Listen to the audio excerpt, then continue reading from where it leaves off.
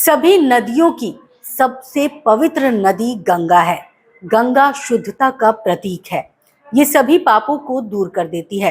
कहते हैं कि गंगा में स्नान मात्र से सभी दुखों से निजात मिल जाता है।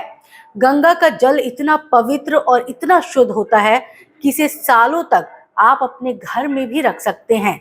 ये जल खराब नहीं होगा। गंगा माँ देवी के रूप में जानी जाती हैं, जो जीवन के जन्म से मृत्यु तक सभी पापों को दूर करती हैं। और आज गंगा के इस पतित पावनी रूप के उद्गम स्थल के बारे में हम आपको बताने जा रहे हैं। तो वीडियो में एंड तक बने रहिएगा, क्योंकि माँ गंगा के इस मंदिर की गाथा सुनने मात्र से ही सारे दुख दर्द खत्म हो जाते हैं। तो चलिए शुरुआत करते हैं।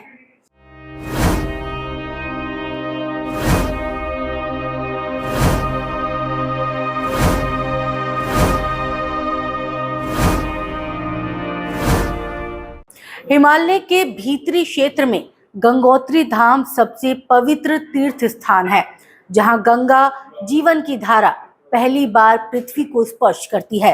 हिंदू पौराणिक कथाओं के अनुसार देवी गंगा ने कई शताब्दियों की अपनी तपस्या के बाद राजा भागीरथ के पूर्वजों के पापों को मिटाने के लिए एक नदी का रूप लिया था।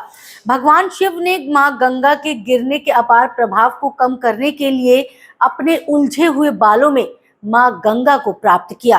गंगोत्री मंदिर के पास में ही गौरी कुंड और केदार कुंड हैं। मंदिर से 19 किलोमीटर की दूरी पर स्थित है गौमुख, जो भारत की पवित्र कहे जाने वाली गंगा नदी का उद्गम स्थल है। ये वो स्थान है जहां से गंगा सबसे पहले हिमखंड के गर्भ से बाहर निकलती है और अपनी महायात्रा का आरंभ करती है। गंगोत्री मंदिर अक्षय तृतीया के शुभ दिन पर खुलता है, जो मई के महीने में आती है, और यम द्वितीया या भाई दूज पर बंद होता है, जो नवंबर माह में आता है। गंगोत्री मंदिर बाकी 6 महीने के लिए बंद रहता है। ये पवित्र एवं उत्कृष्ट मंदिर सफेद ग्रेनाइट के चमत्कारी पत्थरों से बना है। मां गंगा का ये मंदिर बेहद आकर्षक है। लोग इस मंदिर की सुंदरता को एकटक नजरों से देखते रह जाते हैं। गर्मी के मौसम में यहाँ का मौसम बहुत सुहावना होता है और लोग इस समय गंगोत्री मंदिर के दर्शन करने के लिए आते हैं। पौराणिक कथाओं के मुताबिक राजा सागर ने पृथ्वी पर राक्षसों का वध करने के बाद अपने वर्चस्व की घोषणा के रूप में एक अश्वमेध यज्ञ का मंचन करने का फैसला किया।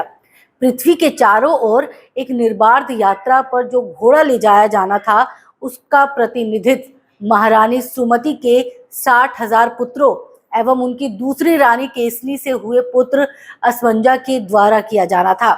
देवताओं के सर्वोच्च शासक इंद्र को डर था कि अगर ये यज्ञ सफल हो गया तो वो अपने सिंहासन से वंचित हो सकते हैं। उन्होंने फिर घोड़े को उठाकर कपिल मुनि के आश्रम में बांध दिया, जो उस समय गहन ध्यान में थे।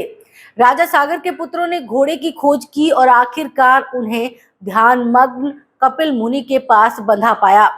राजा सागर के 60,000 क्रोधित पुत्रों ने ऋषि कपिल के आश्रम पर धावा बोल दिया। जब कपिल मुनि ने अपनी आंखें खोली तो उनके श्राप से राजा सागर के 60,000 पुत्रों की मृत्यु हो गई। माना जाता है कि राजा सागर के पौत्र भागीरथ ने देवी गंगा को प्रसन्न करने के लिए अपने पूर्वजों की राख को साफ करने और उनकी आत्मा को मुक्ति दिलाने के लिए उनका ध्यान किया, उन्हें मोक्ष प्रदान किया। एक अन्य किंवदंती के मुताबिक गंगा को एक सुंदर जीवंत युवती कहा जाता है, जो भगवान ब्रह्मा के कमंडल से उत्पन्न हुई थी। गंगा के जन्म के बारे में 2 संस्मरण है। एक के अनुसार भगवान ब्रह्मा ने भगवान विष्णु के पैरों को धोया था और इस पानी को अपने कमंडल में एकत्र किया, क्योंकि उनके वामन रूप में पुनर्जन्म से राक्षस बाली से ब्रह्मांड को छुटकारा दिलाया था। एक और किंवदंती है कि गंगा एक मानव रूप में पृथ्वी पर आई और राजा शांतनु से विवाह किया, जिसके साथ उनके पुत्र पैदा हुए, जिनमें से सभी को उसने अस्पष्ट तरीके से नदी में फेंक दिया। 8वां पुत्र भीष्म राजा शांतनु के हस्तक्षेप के कारण बच गया। हालांकि गंगा ने फिर उसे छोड़ दिया। भीष्म महाभारत के भव्य महाकाव्य में एक महत्वपूर्ण भूमिका निभाते हैं। भागीरथी नदी के दाईं और देवी के लिए समर्पित गंगोत्री का मंदिर है। 3042 मीटर की ऊंचाई पर स्थित गंगोत्री मंदिर का निर्माण 18वीं शताब्दी की शुरुआत में एक गोरखा कमांडर अमर सिंह थापा द्वारा किया गया था। तो कैसी लगी आपको हमारी ये पेशकश, कमेंट करके जरूर बताइएगा। तब तक के लिए दीजिए इजाजत और देखते रहिए भारत आज।